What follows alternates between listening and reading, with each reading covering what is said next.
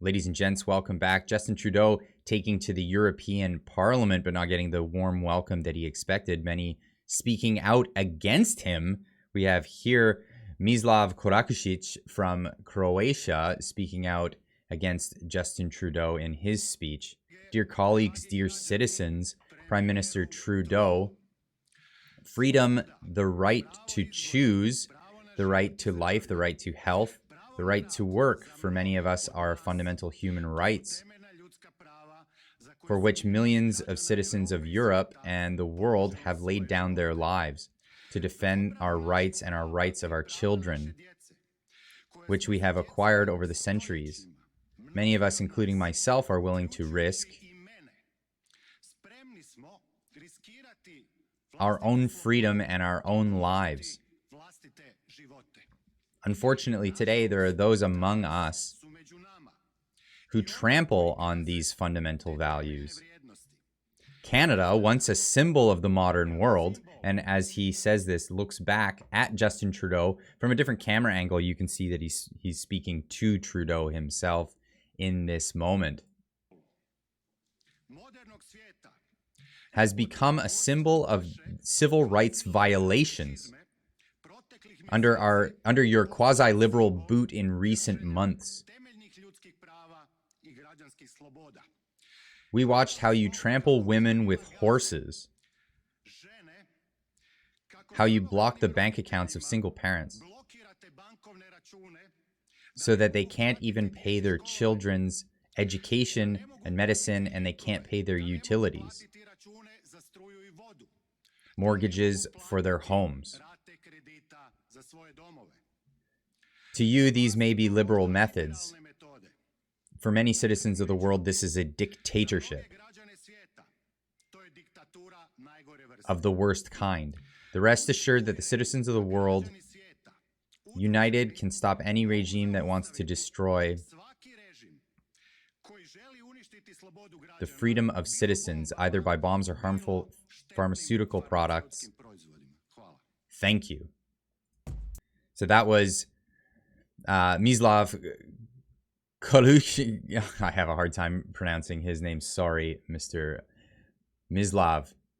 We also had Christine Anderson getting to the stage and saying a few words of her own. Based on Article 195, out that it would have been more appropriate for Mr. Trudeau, Prime Minister of Canada, to address this House according to Article 144, an article which was specifically designed to debate violations of human rights, democracy and the rule of law, which is clearly the case with Mr. Trudeau.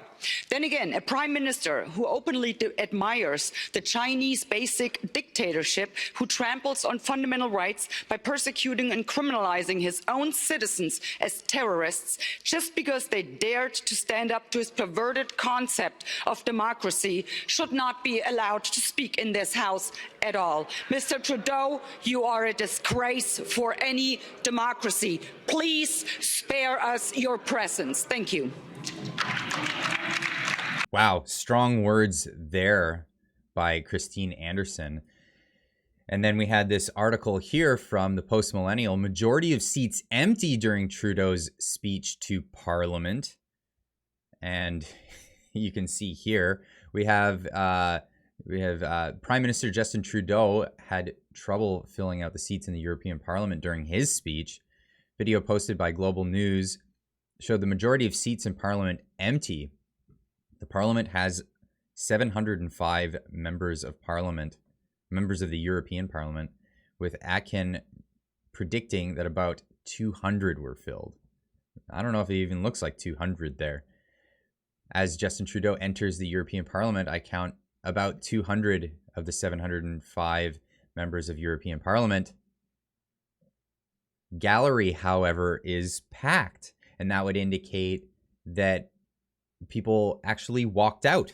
They've left this meeting as he went to give his speech. And we can confirm that by Christian Therese, another MEP, made a statement speaking specifically to the fact that he will not refuse to validate my presence of the Canadian Prime Minister Justin Trudeau, who gave his speech before the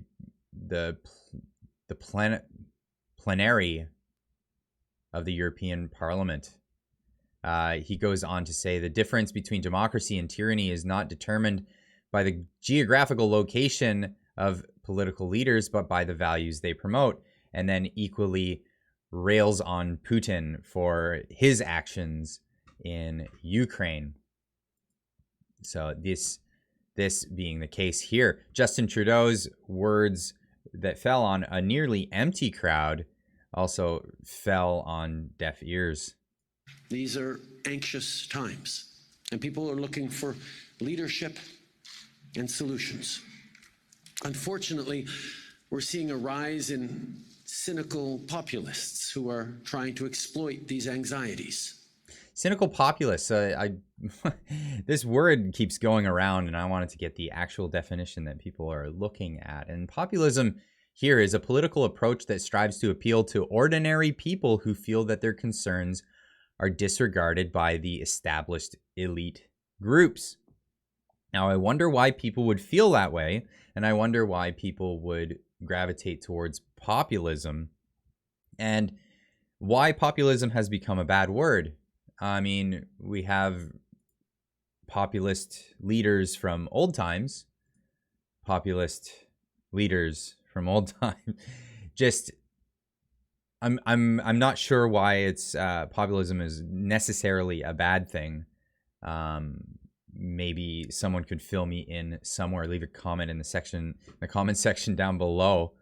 But yeah, here's more words, more empty platitudes from Justin Trudeau himself. They pretend to have easy solutions that play on people's fears. Even in Canada, where 90% of people are vaccinated, and our motto as a country is peace, order, and good government. Peace, order, and good government.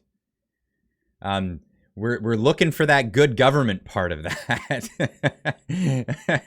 Let's more empty platitudes. We saw anti-vaccine and anti-government protests devolve into illegal occupations of our communities and blockades of our borders.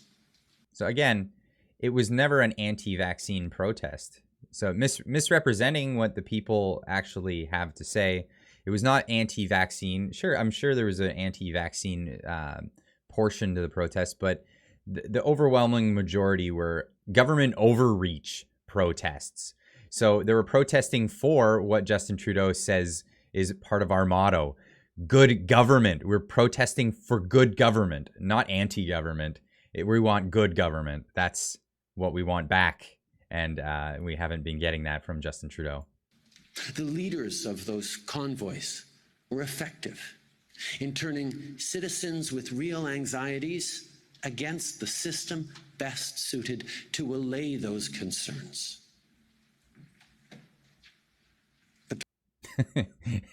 Again, empty platitudes. If anyone's been effective at turning people against anyone, it would be Justin Trudeau with his words against normal, everyday citizens of Canada, calling them fringe minorities and people with unacceptable views when they're actually arguing for good government. Let's get back to good government. Wouldn't that be fantastic?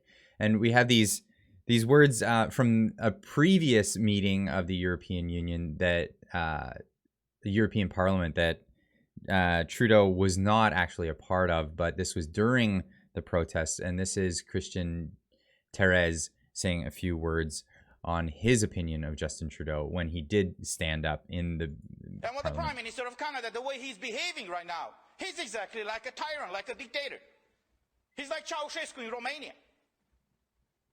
If even you doubt, if you raise doubts about the vaccines, you're outcasted. What's the difference between what he does and what happened under the Inquisition? See, on one side they say, well, we should not believe in God, but on the other side they say, believe in science. We don't have to. Science is not about belief. Science is about measurements, conclusions, hypotheses, and arguments. We got to a point right now where even if you say something, if you raise any doubts, you're already considered, as whatever, you know, they label you in very different ways.